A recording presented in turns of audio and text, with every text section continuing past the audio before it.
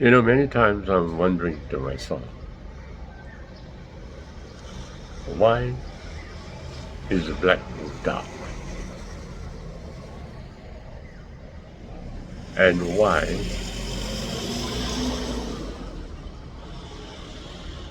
there is no time, no space in that black hole? Now, a simple answer would be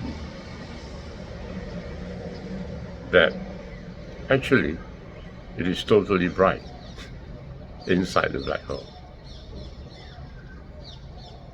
I mean, according to Stephen Hawking, because mass is so highly dense into one singular spot, light cannot get out of the black hole. So it becomes black. But actually, what's happening is that it's totally bright.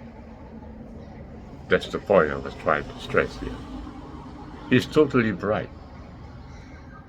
But somehow, if you want to look at it from an outside view, you notice darkness altogether.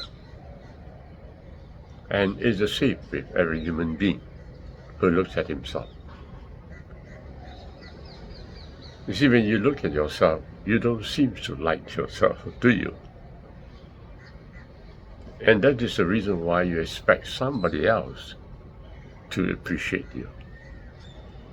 If nobody is appreciating you, you find yourself somewhat mysteriously not there. In other words, you're just kind of feeling discarded, ignored, not even alive, so to speak. So you want somebody to acknowledge who you are. And that somebody you want to acknowledge who you are is the outside. Not the inside, but the outside. You're asking someone else to acknowledge you. Because you feel the darkness within yourself. But that's where the error of existence lies. Why? Because although you're very bright, and the brightness is actually from within you, and altogether captured within you, because you are the black hole, but yet everyone who sees you, especially yourself, looking at yourself, you find it dark. And so you yearn for another person. I call it yearning. You desire another person to at least hold and acknowledge your existence. At least pat you and say, I love you. You desire that a lot. But do you think it can be found? Do you think the other party can really love you? No outside force can do that. Why? Because in the first place, that you see yourself dark, you will find other people seeing yourself dark too. So how are they going to appreciate you? The only way they would appreciate you is by pretension. That's right. I mean, you expect somebody to glorify you. Is that going to happen? No, not really. Not really. You know that even when somebody glorifies Kamala Harris, for example, it's not glorifying Kamala Harris. Something you will know yourself. Deep inside you, you cannot appreciate another person without a pretension. You cannot. Because you yourself is a black hole. So how will you appreciate another person who is a black hole? You need a little time to think about what I've just said.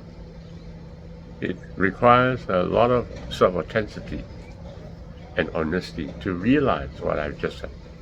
That it's impossible for somebody to appreciate who you are if you don't appreciate yourself too.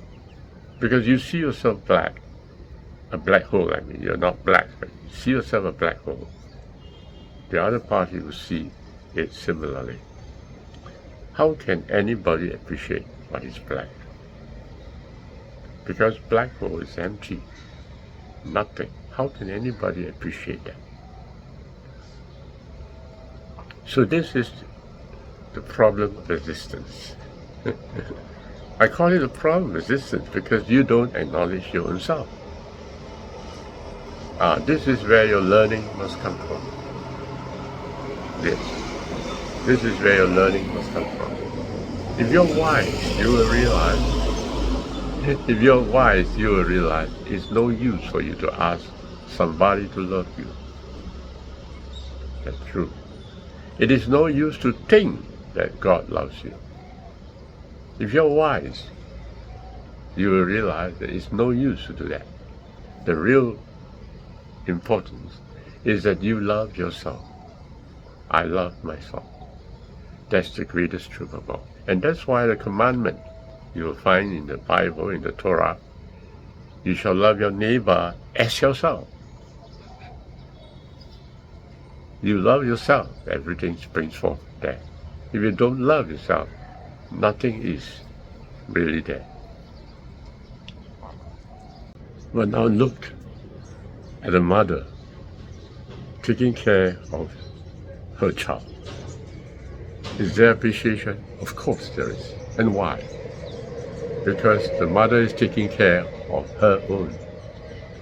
The child is herself.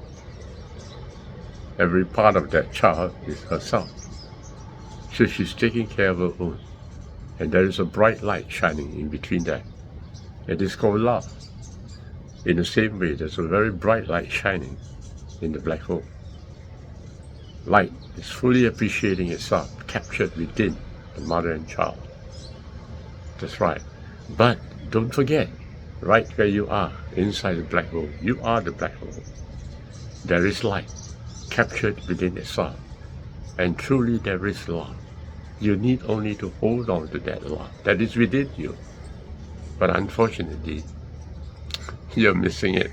Most of us are missing it. And why is that so? It's because you use your eyes to look at yourself. This is the problem. You're losing your eyes to look at yourself. When you look out into the stars of the heavens, if you use your eyes, you will see a black hole. But if you are the black hole, something is totally different.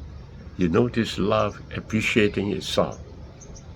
That's what I call it, I am that I am. My name is forever I am that I am. It's awesome. It's not about God, it's about yourself. It's about the centrality of this whole universe. You are the creator. The black hole. Does that make sense? It must. So we must love ourselves. For only when we love our own is there truly love. Every other kind of love is pretension. And what is very unwise about human beings is that they go after a God that they do not know. They create it in their mind, and they go after a God they do not know. And that's not all. They personify that God and say that this God is merciful, loving, and loved me so much that He'll probably forgive me of all my sins. You see, what is so funny about the whole thing is that you are the true love. At the center of your existence is love, but you cannot feel it. And when you cannot feel it, you somewhat felt that you have no love. And you search for that love from an outside source, a created source. You created in your own mind, and you immerse yourself in that thought. And that's why in many of my videos I would always say, you are living in a thought world. And the thought world which you created is your space-time, and you created yourself. It's self-construct. And can anything come out from a self-construct space-time? Of course not. You create it. If you create a chair, would the chair ever be greater than you? Of course not. You are the chair. You shouldn't be thinking that you're creating a chair. You yourself is everything. But somehow you don't believe that in yourself. So you yearn for an outside power, an outside force to bless you. Gosh, are you getting it right? Imagine a light source. Okay, a light source. Right here, imagine a light source. And that's true, of course, but I'm asking you to imagine a light source right here. But actually, it is within you. Okay, imagine you a light source. When this light springs out, it shines in all directions. Right? So what is happening is that the light source itself does not feel its own light. It's dark. But everything that it shines upon receives its light. And so everyone else other than the light source itself is very bright.